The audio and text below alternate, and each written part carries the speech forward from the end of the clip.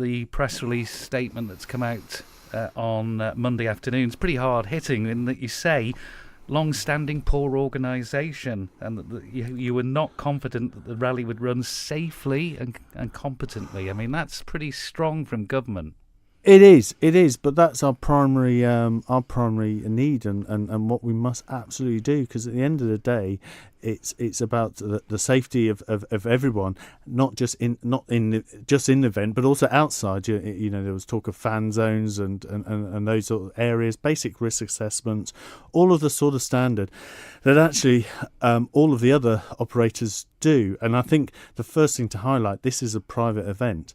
So whilst we can support and help as much as possible, at the end of the day, it's a private event that they have pulled out of. Waving that safety flag, though, is that not somewhat dangerous with the other motorsport events that we have on the island? Well, it's what you need for a race authorisation. You need risk assessments, and as you know, we support all of the motorsports. But what's really different is the fact it's about those people who the interaction with the public. So it's not the competitors so much as the interaction with where it's going past. There was talk of it being past the school and all those other kind of things, and all of those in as I say, in Counciltown, there was talk of a fan zone. There was, all of those basic risk assessments that you deal with. All of the pieces have to be in place. It's just standard practice. It goes with the race authorisation. So the key thing is you cannot issue a race authorisation unless you have all the proper. It's the planning. Whether the planning has been done and with all of that in place. The MSA, the governing body of rallying, they were happy with things. So were we asking for more? I don't know exactly what they were asking for, but I think one of the issues is they weren't happy till very recently. You've got the FIA. They've it's all been very much last minute. And remember, we haven't pulled this. We haven't told them that they can't do it. What they've done is they've pulled it. If we take a comparison with last year, the race authorisation came within a day, and that's completely unacceptable. But having said that, we were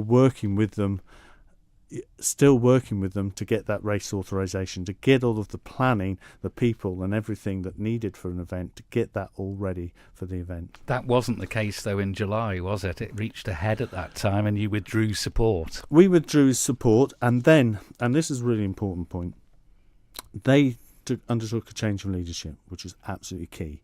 At that point, they made commitments. They said, we had a meeting together. You're absolutely right. You're right to ask for these. We promised these things. We didn't deliver. We will now deliver. There was commitments that they made.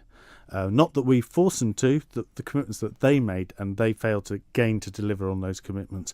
And that's why we're in a very sort of difficult position. I think the political motivation was to get the rally done, but at the end of the day, they've pulled back. This isn't good, though, reputationally for the Isle of Man, is it? Actually, I think it's down to the private the organisation that dealt with this. I'm not saying who's at No, fault. I don't mean it's in a sense that it's never good for an event. You want it to go ahead, absolutely. But I think, and that's why people went above and beyond, in practical terms, working weekends, working evenings to make this happen. But it's a hit on hotels, on the travel side of things, reputation as well for the Isle of Man. Well, it's not good, and I think if there is a learning point in the sense that in some ways we've perhaps been too helpful and trying to get to the line when actually we need to say much earlier on, this either is happening or isn't happening.